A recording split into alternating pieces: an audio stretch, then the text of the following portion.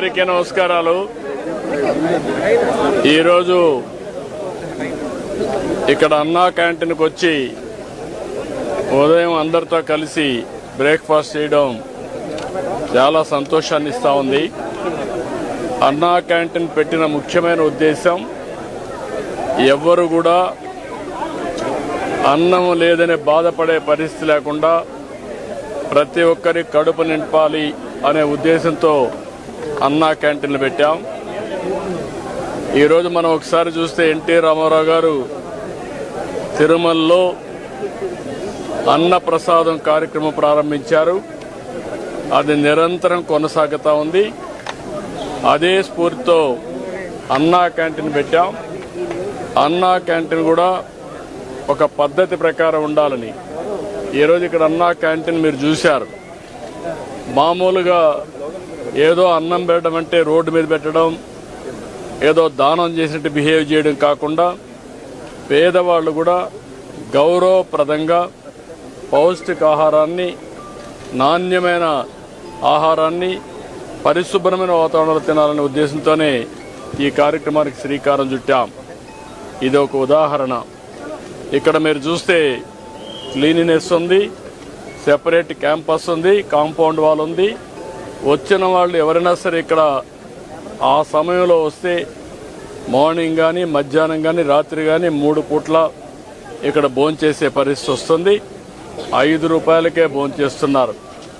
చాలామంది అనేక పనుల కోసం బయట వస్తారు. ఒక ఆటో డ్రైవర్ కావచ్చు, ఒక ముఠా కార్మికుడు కావచ్చు, లేకుంటే రోడ్లు క్లీన్ చేసే కార్మికులు కావచ్చు, లేకుంటే ప్రజలు కావచ్చు. ఇలాంటి వాళ్ళు చాలామంది ఉంటారు. ఎక్కడన్నా భోజనానికి పోవాలంటే 100 రూపాయలు మినిమం ఒక పూటకు డబ్బులు పే చేసే పరిస్థితి వస్తుంది. అక్కడ కూడా పౌష్టికాహారం దొరికే పరిస్థితి లేదు. ఇవన్నీ పరిష్కారం కోసం పెట్టాం. ఈరోజు ఇక్కడ ఏదైతే ఈ ఫౌండేషన్ ఉందో, మన అన్నా క్యాంటీన్ ఇస్కాన్ ఫౌండేషన్ చాలా మంచి వర్క్ చేస్తున్నారు. అది కూడా సెంట్రలైజ్డ్ కిచెన్ పెట్టి అది కూడా చాలా పౌష్టికాహారం కానీ వెరైటీస్ కూడా పెంచి రుచికరమైన, నాణ్యమైన ఫుడ్ పెట్టే పరిస్థితికి వచ్చారు. ఈరోజు రాష్ట్రంలో 269 అన్నా క్యాంటీన్లు పనిచేస్తున్నాయి. మొన్నే 62 ఓపెన్ చేశాం. ఇంకొక 5 కూడా తొందరలోనే ప్రారంభమవుతాయి. 275 క్యాంటీన్ని ప్రారంభిస్తున్నాం. ఈరోజు దీనికోసం నేను ఒకటే మా ఫ్యామిలీ, అందులో భువనేశ్వర్ గారిని మనస్ఫూర్తిగా అభినందిస్తున్నాను. ఈరోజు నా పుట్టినరోజు సందర్భంగా 76 లక్షల రూపాయలు రాష్ట్రం మొత్తం అన్ని అన్నా క్యాంటీన్లో ఫ్రీగా 3 పూట్ల భోజనం పెట్టడానికి ముందుకు వచ్చారు. ఒక స్ఫూర్తిదాయకంగా నిలిచారు. ఈరోజు నేను ఒకటే ప్రజలందరికీ విజ్ఞప్తి చేస్తున్నా, ఇది ఒక స్ఫూర్తిదాయకమైన కార్యక్రమం.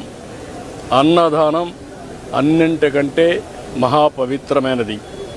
అలాంటిది మనందరం కూడా గుర్తుపెట్టుకోవాల్సింది, మీరు ఒక పూట కానీ, లేకపోతే ఒక క్యాంటీన్లో కానీ, ఒక రోజు కానీ, మీకు శక్తి ఉంటే మొత్తం కానీ, మీకు తోచిన విధంగా అన్నదాన కార్యక్రమంలో మీరు భాగస్వాములు కావాలని పిలిపిస్తున్నా. ఇది ఒక స్ఫూర్తికి ఒక ప్లాట్ఫామ్. ఇది ఏదో నేను ఎవరిని బలవంతం చేయడం లేదు. వాళ్ళందరినీ కోరుతున్నాను, మనందరం కలిసి ఒక స్ఫూర్తి ప్రదాతలుగా తయారు కావాలి. ఈ రాష్ట్రంలో ఏ వ్యక్తి ఆకలితో బాధపడుతున్నాడు అనే పరిస్థితి రాకూడదు. ఆంధ్రప్రదేశ్ అన్నపూర్ణ, ఒకప్పుడు దేశానికే అన్నం పెట్టిన రాష్ట్రం. ఈరోజు మన రాష్ట్రంలో ఏ ఒక్క వ్యక్తి ఆకలితో బాధపడకుండా కడుపు నిండా తిండి పెట్టే పరిస్థితి మనం తీసుకురావాల్సిన అవసరం ఉంది. ప్రభుత్వం పెట్టలేక కాదు, ప్రభుత్వం పెట్టగలుగుతాం. దానికంటే ముఖ్యంగా ఒక స్ఫూర్తికి ఇది ఒక ప్లాట్ఫామ్గా తీసుకుని మీరందరూ భాగస్వాములు కావాల్సిన అవసరం ఉంది. ఇది ప్రజా ఉద్యమంగా ముందుకు పోవాలి. నేను అందుకే P4 తీసుకొచ్చాను. P4 కూడా ప్రభుత్వం, ప్రైవేట్, పబ్లిక్ భాగస్వామ్యం. అందులో అన్నా క్యాంటీన్ కూడా ఒకటి. ఇది ఒకటే కాదు, డబ్బులుండే ప్రతి ఒక్కరు కూడా టాప్ 10%, బాటమ్ 20%ని అన్ని విధాలా ఆదుకోవాలి. అందుకే పేరు కూడా ఎంబీకే అని పెట్టాను.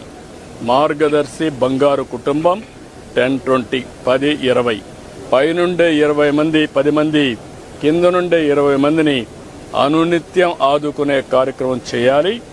అది కూడా ఒక పూట ఏదో ఇచ్చేయడం కాదు.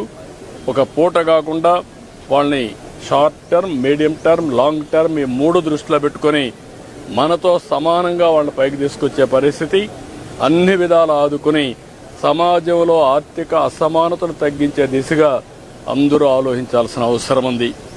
అదే నిజమైన ప్రజాస్వామ్యం, అదే సమాజానికి స్ఫూర్తి. అలాంటి కార్యక్రమంలో భాగంగానే ఈరోజు ఇక్కడికి వచ్చినప్పుడు నాకు చాలా సంతోషం కలిగింది. చాలామందితో ఇంటరాక్ట్ అయ్యాను. వాళ్ళ ఆనందం చూస్తే నాకు చాలా తృప్తినిచ్చింది. ఈ కార్యక్రమానికి సహకరించిన భువనేశ్వర్ గారిని మనస్ఫూర్తిగా అభినందిస్తూ, కుటుంబాన్ని మనస్ఫూర్తిగా అభినందిస్తూ మరొకసారి రాష్ట్రంలో అందరికీ విజ్ఞప్తి చేస్తున్నా, ఆంధ్రప్రదేశ్ అనే మాట అన్నపూర్ణ. ఈ అన్నపూర్ణలో ఎవ్వడు కూడా ఆకలితో బాధపడకూడదు. గడిచిన ప్రభుత్వాన్ని చూశాం, ఇలాంటి బంగారు లాంటి క్యాంటీన్లు. దీన్ని చూస్తే ఎట్లా మనసు వచ్చిందో నాకైతే తెలియదు. పేదవాడికి తిండి పెడితే సహించలేక ఆ క్యాంటీన్లు క్లోజ్ చేసే పరిస్థితికి వచ్చారు. మామూలుగా ఎవరైనా భోజనం పెడతామంటే వాళ్ళ మీద తప్పుడు కేసులు పెట్టి వాళ్ళు అరెస్ట్ చేసే పరిస్థితికి వచ్చారు. అంటే ఇది ఏమీ కాదు, వాళ్ళ యొక్క ప్రవర్తన, వాళ్ళ యొక్క మనసు యొక్క ఆలోచన విధానం. అంటే పేదవాడు తిండి తింటే కూడా భరించలేని వాళ్ళు రాజకీయాల్లో ఉన్నారంటే, పరిపాలన చేశారంటే రాష్ట్ర ప్రజానీకం గుర్తుపెట్టుకోవాల్సిన అవసరం ఉంది. అందుకే మరొక్కసారి కోరుతున్నా, అలాంటి విభిన్నమైన పరిస్థితులకు మనం వ్యతిరేకంగా మనమందరం కలిసి సమిష్టిగా ముందుకు పోయి ఈ రాష్ట్రాన్ని అన్ని విధాలు ఆదుకోవడానికి ముందుకు రావాల్సిందిగా మరొక్కసారి కోరుకుంటూ, రాష్ట్రంలో చాలా మంది ముందుకు వస్తున్నారు. వాళ్లకు తోచిన విధంగా వాళ్ళందరూ కూడా కాంట్రిబ్యూట్ చేయడమే కాకుండా ఈ ప్రభుత్వం సక్సెస్ కావాలి. పెంటేయండి, తీసుకెళ్ళండి పెంటేయండి, తీసుకెళ్ళండి. ఈరోజు చెప్పి మనస్ఫూర్తిగా ఆకాంక్షిస్తూ అందరికీ నమస్కారాలు. జై హింద్.